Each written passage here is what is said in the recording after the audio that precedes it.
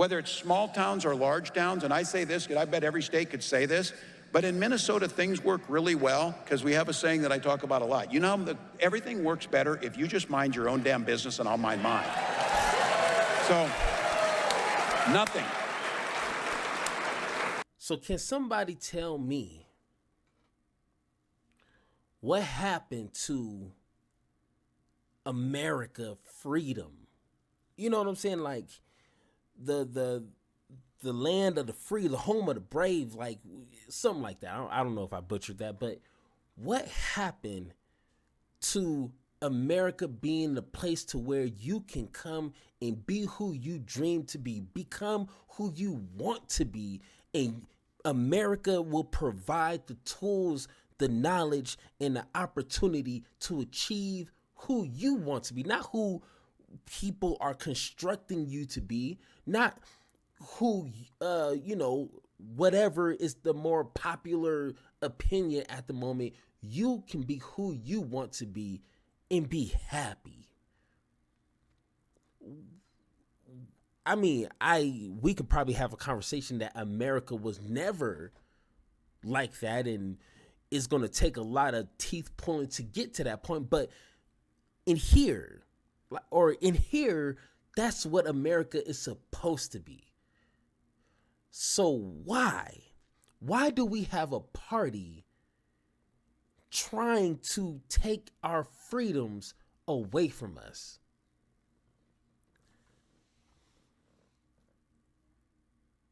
Isn't this supposed to mean something? I mean, we got the wave of the flag. We got the flag of the wave. Like, doesn't this mean something? I mean, we can go into a deeper conversation of what it represents, 200-300 years ago to now. But I mean, like I said, just on the idea of what this is supposed to represent, and we actively, not in the past, and we don't have to go in the past to have that conversation that I want to have now. We actively have people in our government trying to take away our freedoms. School, who you want to be married to, and what happens to your body. This thing right here that God blessed us with. And that's just a few.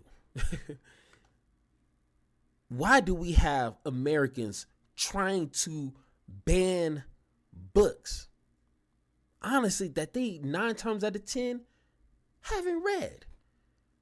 A lot of Americans don't read in general, and they're trying to ban books. But one thing that they'll never take away, and if anything, they want an unlimited amount of, is gun access. Hey, everybody and their mama can have a gun, but you have to do what the government says with your body. Okay, unlimited income. We can have billionaires becoming trillionaires. Back in like the 80s, it was rare to have a millionaire, let alone a billionaire. Like, what? Americans didn't even know how many zeros was going to be in the number set to have billions. Now we got plenty of billionaires. But the government wants to tell you who you should be married to.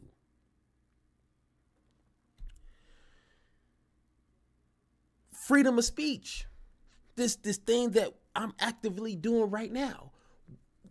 One party wants unlimited. You can say the craziest, most misinformed, nonsense, hateful thing, and you want the ability to have no consequences to your speech. But we can't have our kids go to the school that we want them to go to. What is going on? We got things ass backwards. Am I going? No, that's a flag. That's it's about 50 stars on that joint.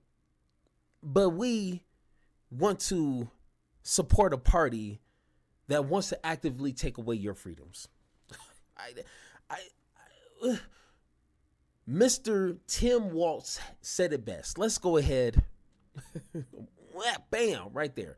Let's go ahead and hear what he has to say about the Republican Party actively taking away our freedoms. Where we're going to make sure our children are seen, they bring their authentic selves, and then we're going to make sure they're safe when they get there. So thank you all.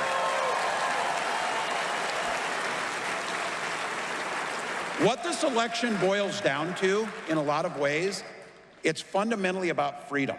Now, it's not just a great song that Vice President Harris walks onto, although it is a great song that Vice President Harris walks onto, but it's truly fundamentally, what does freedom mean? And some of you in here, I keep coming back to it, some of us who are a little older, because we got to go back a little ways in history here.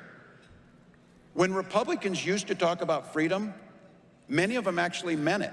They weren't going to turn their backs on our allies. They weren't going to leave Ukraine to themselves. They weren't going to start doing the things they did. But that's not true anymore. Donald Trump and J.D. Vance, their idea of freedom, that the government should be free to invade every corner of our lives, our bedrooms, our kids' schools, even our doctor's office. And I say this, where I come from, and I know where all of you come from, I respect my neighbor's personal choices. I wouldn't make some of the choices they make. And that's the important part. That is the important part.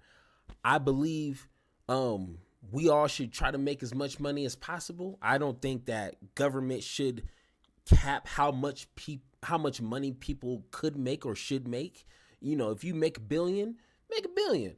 But if I am on the road to making as much money as possible, I'm not going to exploit my workers. I'm not going to use these loopholes and you know, skate on doing some illegal stuff to make as much money as I can. You know what I'm saying? Like we got the same idea, but I'm not gonna do what they're doing. Who you love? I'm a straight man. I've been married to my wife 15 years. Morally, spiritually, I don't think that is something that we should be engaging in as human beings. But you may not believe what I believe. You may not be in the same religion that I believe. You may not believe in the same God that I do. So do what you do. I may not make the same decisions as you do, but I want to allow you to be the greatest version of you while you on this earth. We can agree to disagree, and I know that's such a weird, overused phrase, but that's literally that in practice. Like, hey, you want to love who you love? Hey, go for it. Hey, invite me to the wedding. That's simple. But in my life, in the things that I teach my kids, is going to be what I believe. And I don't want you telling me how to teach my kids and how to dictate my own personal life, my own personal love life. Don't do that to me. I won't do that to you. And we cool. You see how that works? It sounds ridiculous that I have to explain this to other grown people who should have functioning brains, but I have to waste my time in my life teaching other human beings how to be decent to one another. It is a waste. Can we talk about something that's deep and takes, the full knowledge capability of our beings to understand? Let's talk about things like that. But no, we're in 2024 talking about how to be decent to one another.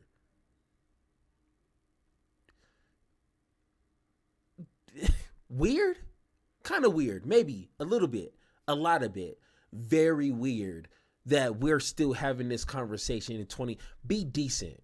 Mind your business and people will stay out of yours. That's simple. But you know what? When it comes to personal things, bodily autonomy, your gender identity, when to start a family, marrying who you love, Might sound a little bit old-fashioned on that, but I think we just need to be really good neighbors. Everyone just deserves to be treated with respect. Wow. What? Respect? RESPECT? The respect? Oh my God. Hey, we have people making billions of dollars. We got people going into outer space. We have people going into the deepest, darkest places in our earth. We have people doing amazing things on this earth with the athleticism. It just blows my mind. But one thing that it seems to be hindering, stopping, blocking the human race to advance is an old school song. RESPECT. Respect. People can't fathom that. People can't understand how to put that into practice in their everyday life. Like I said, you can be the most religious, like just engraved in your Bible or whatever you read, and you can respect it. No one's asking you to, cross boundaries that you don't spiritually believe in or morally believe in. I got you. But you can respect other people at the same time. Oh, whoa. I know that sounds crazy. You could be religious and respectful to other people? What? That's insane.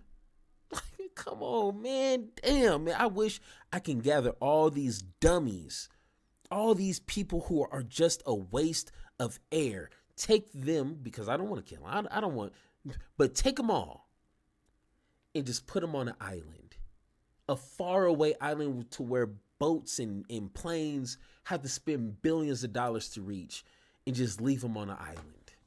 Let them fend for themselves. I'm pretty sure they'll figure it out. Give them Wi-Fi so they can still, connect with the world, and just let them do their thing. Because honestly, those are the people that keep us just stunted. Just here, and it's hard to get to there. You know what I'm saying? Like, idiots. Freedom to make that choice. And I keep reinforcing this because they talk about this. There's no government's too big in all this. Big enough to be in my bedroom, apparently. Big enough to be in your uterus. Big enough to be in every library. Big enough to do that. But here's the thing.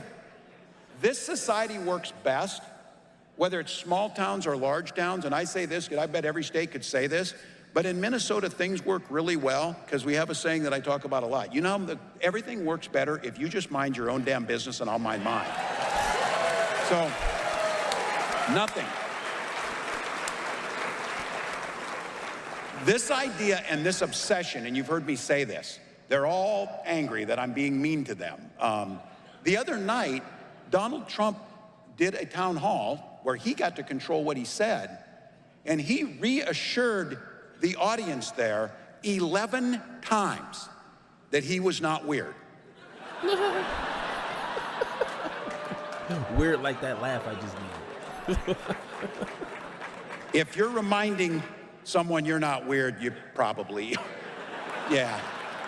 But look, Hey.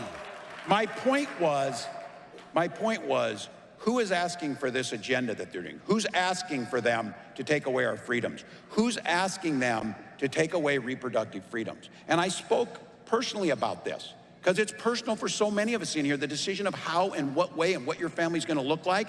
Once again, that's your decision. But for us, in my family, we had to go through fertility treatments. Thank God we had insurance. Thank God we had access to fertility treatments. And those of you, if you've been through this, whatever way that looks, it's agonizing, whether you're waiting for adoption or you're waiting for those phone calls. Did the treatment work? And then finding out it didn't. And then starting again. It's stressful. It's hard. I sure the hell don't need J.D. Vance giving me advice on it. It's not helpful. Damn. It's not helpful. Shots fired. And it's a simple fix. You worry about your family, I'll worry about mine. It's a very simple fix. So for us, I'll have to tell you, when that call finally came and our daughter was born, it wasn't by chance that we called her Hope, because that was our belief. It was the strongest and most powerful word in the universe. And so my daughter Hope is here tonight with me, by the way. So Amazing. Amazing. Hey, Tim Watts, where have you been all my life, bruh? You know what I'm saying? Like, honestly, and you know, I'm not the sharpest knife in the kitchen. I'm not the highest grade weed in the dispensary, but you know, I am upset at myself that I didn't know who he was before now. You know what I'm saying? But it's cool. We learning, we learning every day. But like I said, we need a government to protect our choices, to protect our freedom, because freedom coincides with choice. If you don't have choices, what kind of freedom is that? If I have the choice to watch Iron Man or to watch Captain America, two separate movies, but I have restrictions on I can't watch Iron Man and I only can watch some parts of Captain America, but I still have like a choice, but I can't what kind of freedom is that? like make that make sense. Now, unless people want a dictatorship, then you can't complain about the socialism that happened. You can't complain about dictators like, you know, Kim Jong-un and Putin. And don't complain about that then. Don't complain about the history of those countries. Venezuela. I don't want to hear it if you think restricting people's freedoms is okay. Now, of course, there's circumstances, there's situations to where the government has to put a pause on some things. And that's has to do with people's decisions when it starts to infringe on other people's freedoms. Obviously, like the COVID situation. You being sick is your choice. If you want to be sick and die, go for it. But if you being sick in a public place that will easily spread your sickness, then I need if I handle you myself, I'm going to get in trouble. I need the government to create laws and restrictions on people who don't want to get treated, because I don't need them in a grocery store next to me and my kids and my family and get us sick. And now I got to whoop your behind because now you got me sick. You know what I'm saying? So that's where I need the government to step in, because now this is a national health crisis. That's what the national health crisis. Someone being gay is not going to spread nationally and sick everybody, and now everybody's gay. That's not how that works. You know what I'm saying? So discrimination. That's what Martin Luther King and a lot of others were fighting for, because people were choosing to discriminate, to block opportunities, to block parts of life for a certain group of people. That's where I need the government to step in to say, hey, you're not allowed to discriminate based on color, race, religion, creed, sexual orientation, yada, yada, yada. You know the rest. And if you don't, go ahead and Google it. That's where I need the government to step in, because once again, if I walk into a store and they don't want to serve me and they say, hey, because you blackity black, and I don't want you coming back, then if I put my hands on you, because you disrespected me, I'm going to get in trouble. So I need the government to step in and say, hey, you as a business or whatever the scenario is cannot discriminate based on this man's color. That's simple. Now, of course, there's probably other examples.